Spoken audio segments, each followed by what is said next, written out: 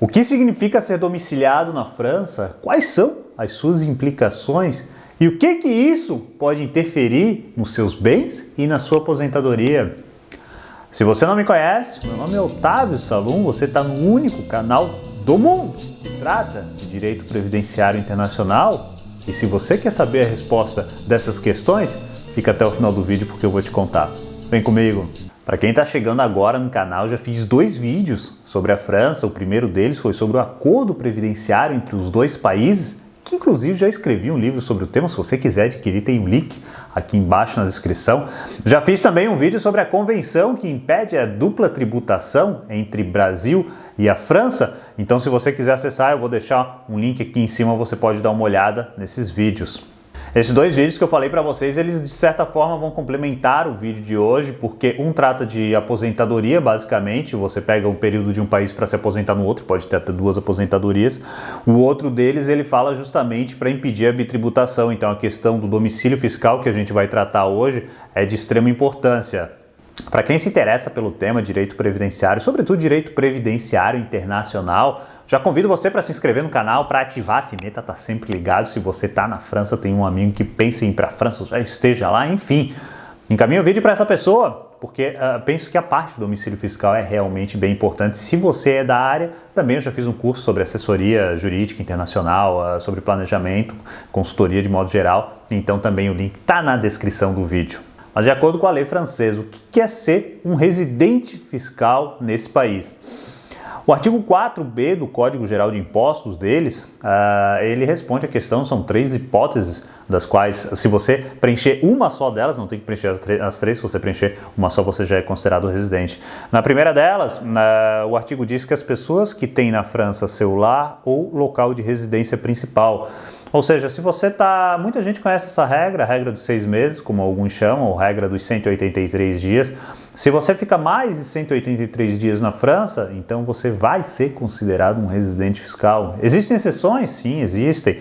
A regra não é absoluta, mas a partir do momento que você fica mais 6 meses lá, então a princípio você já é sim considerado como um residente. Número 2, aquelas que exercem na França uma atividade profissional assalariada ou não, a menos que elas justifiquem que essa atividade é exercida como um complemento de renda. Nesse caso, basicamente, se você estiver tendo uma atividade rentável, estiver tendo remuneração na França, a princípio você é considerado residente também. Para todos os casos existem exceções, né? Eu falo das regras gerais.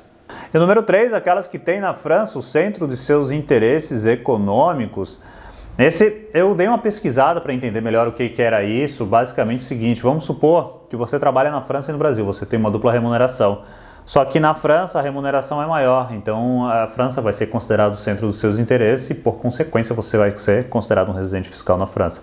No entanto, eu encontrei uma decisão da Justiça francesa dizendo que não deve levar em conta somente o valor da remuneração, mas deve-se levar em conta também o período do contrato. Então, se você está num contrato na França que não paga tão bem, mas já é mais longo do que um outro contrato, então, muito provavelmente, o fisco francês vai lhe considerar residente. Tá, mas aí talvez venha a pergunta mais importante, mas e o que muda se eu for domiciliado na França ou não? Bom, para efeitos fiscais, se você é considerado um residente nesse país, você vai ter que começar a declarar imposto lá. Aí talvez você pense, mas eu sou residente no Brasil também. O problema é seu, você vai ter que declarar imposto nos 2 países, se não fizer, claro, considerado sonegação fiscal. Então existe a convenção, aquela que eu falei para vocês no início do vídeo, que eu já fiz um outro vídeo, para evitar a bitributação, só que às vezes se a alíquota de um país for maior do que na outra, e normalmente não é a mesma alíquota, então você vai pagar a diferença de alíquota. Você compensa, mas você paga a diferença da alíquota. Além disso, a França, assim como o Brasil e assim como grande parte dos países do mundo, eles têm um imposto que é considerado universal. O que é isso? Você é residente na França ou no Brasil, aí a regra é a mesma. Todo o dinheiro que você ganha, todo o salário, toda a remuneração em todo lugar do mundo vai ser tributado. Você é residente na França e tem rendimento no Brasil, no Japão e nos Estados Unidos, você tem que declarar para o governo francês essas suas fontes de renda dos outros países. Da mesma forma no Brasil, você vai ter que declarar. Então você vai ter que ficar declarando Se você tem uma fonte de renda no Brasil e na França, você tem que declarar no Brasil a fonte de renda dos dois países, tem que declarar na França a fonte de renda dos dois países. Então vamos supor que você seja um residente na França e tal, e você tem uma conta bancária no Brasil, e você está lá movimentando a sua conta, só que o dinheiro não vem para a França, o dinheiro fica lá, e você achando que o governo francês nunca vai saber de nada. Segundo uma jurisprudência, eu vou deixar o número da decisão aqui, segundo uma decisão da justiça francesa, mesmo nesse caso, você vai tributar. Então você está lá, tá residente na França, tem a sua conta bancária no Brasil, está movimentando, não está trazendo dinheiro para a França, mas está movimentando. Então nesse caso, você tem obrigação de informar o governo francês disso e, novamente, caso não o faça, o governo francês vai encarar como sonegação fiscal. Novamente falando do vídeo, mas é que eu tenho que falar para não ficar repetindo a mesma história várias vezes no vídeo da convenção. Eu contei o caso de uma brasileira que ela foi pega pelo fisco francês justamente porque estava movimentando, imagino que seja quantias grandes, ela estava movimentando quantias grandes no Brasil, sendo residente na França, e ela teve que dar explicações para o fisco francês. Talvez você pense, poxa, mas eu não entendo nada de imposto, é muito chato, né? Esse negócio de aposentadoria, imposto e tal, não vou fazer nada. E ok, claro, a decisão é sua, mas eu sempre digo nos vídeos que é interessante que você saiba até onde você pode ser prejudicado. Eventualmente, se o governo brasileiro ou se o governo francês descobre que você tem bens não declarados. Sempre digo também que uma das poucas coisas, talvez a única coisa que funcione realmente bem no Brasil é a Receita Federal, então é bom tomar cuidado com isso. Se você não entende do tema, se você não gosta do tema, consulte um profissional da sua confiança para fazer um planejamento tributário, para fazer um planejamento previdenciário.